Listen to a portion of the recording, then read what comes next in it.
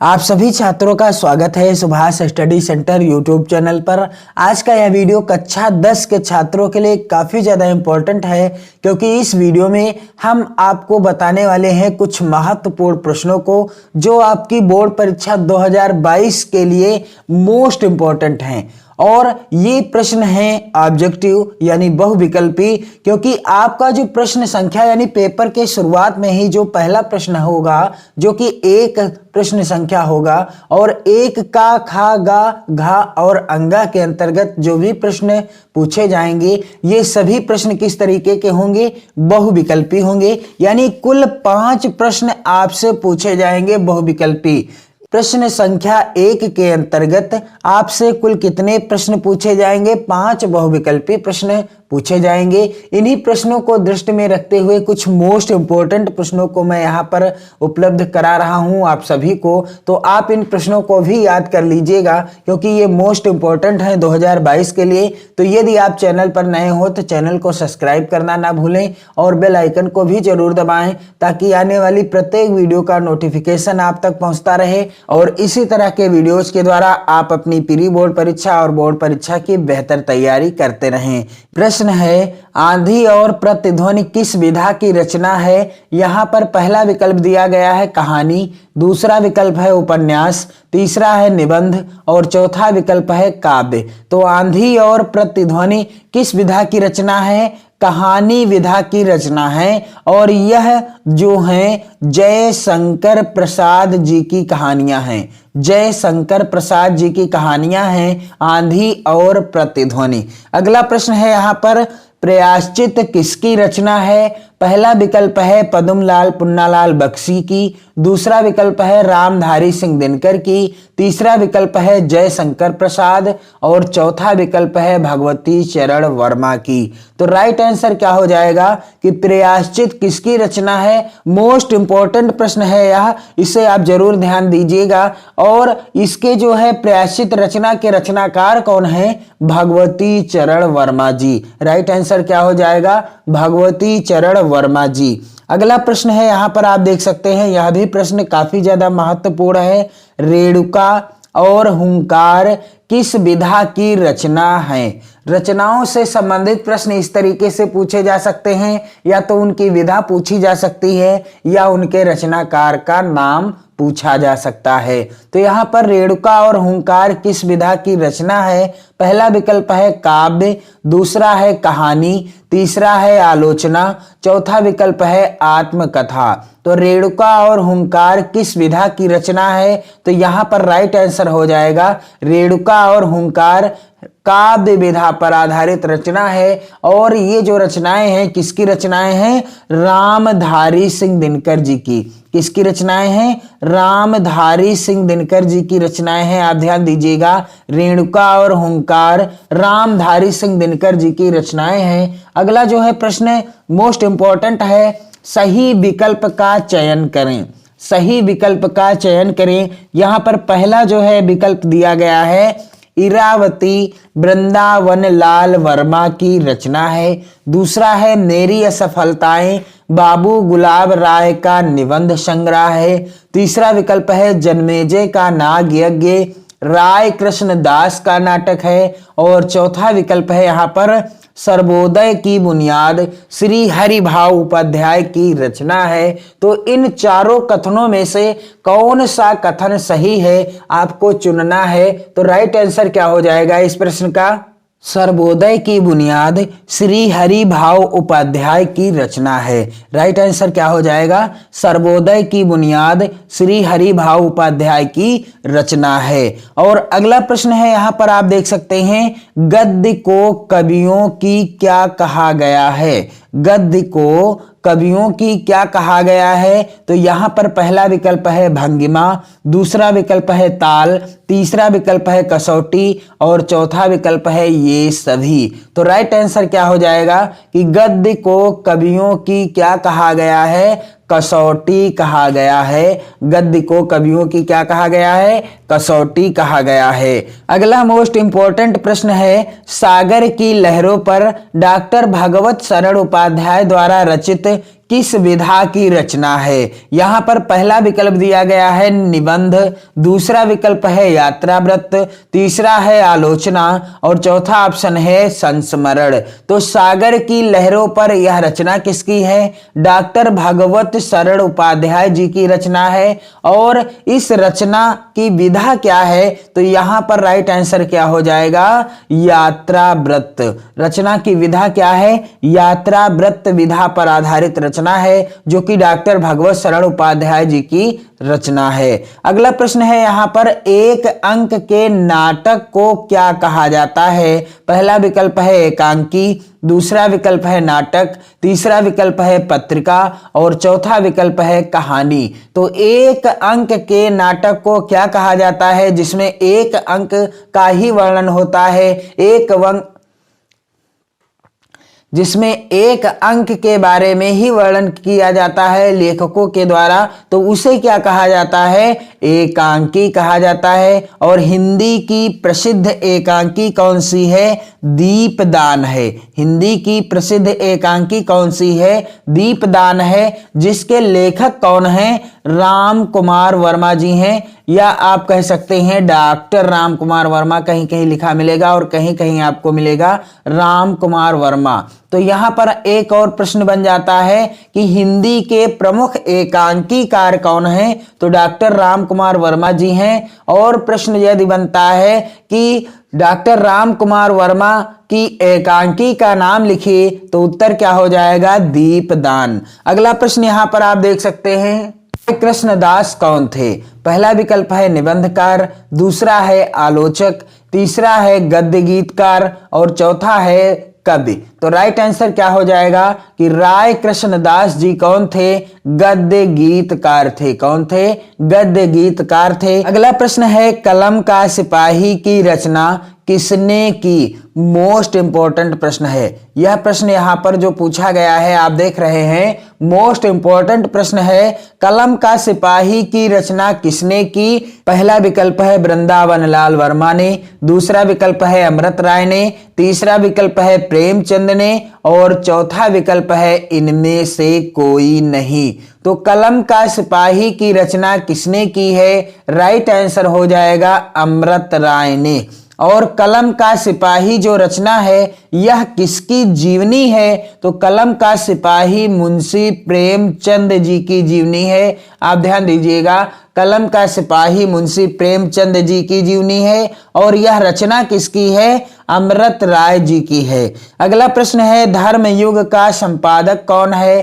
पहला विकल्प है श्री राम शर्मा, दूसरा है प्रेमचंद, तीसरा विकल्प है धर्मवीर भारती और चौथा विकल्प है महादेवी वर्मा।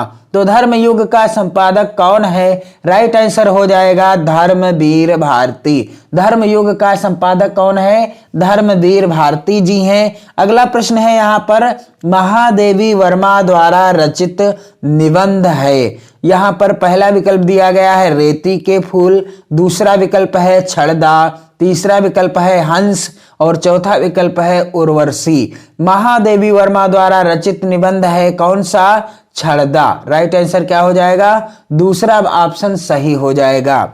अगला प्रश्न है यहाँ पर, मुंशी प्रेमचंद द्वारा संपादित पत्रिकाएं हैं। यहाँ पर पहला जो है विकल्प मर्यादा और हंस, दूसरा विकल्प छाया और प्रभा, तीसरा विकल्प सुधा और हंस, चौथा विकल्प सरस्वती। तो राइट आंसर क्या हो जाएगा कि मर्यादा और हंस जो रचनाएं हैं, तो राइट आंसर हो जाएगा मर्यादा और हंस मुंशी प्रेमचंद जी के द्वारा संपादित पत्रिकाएं हैं। अगला जो है प्रश्न, निम्नलिखित कथनों में से कोई एक कथन सत्य है, उसे पहचान।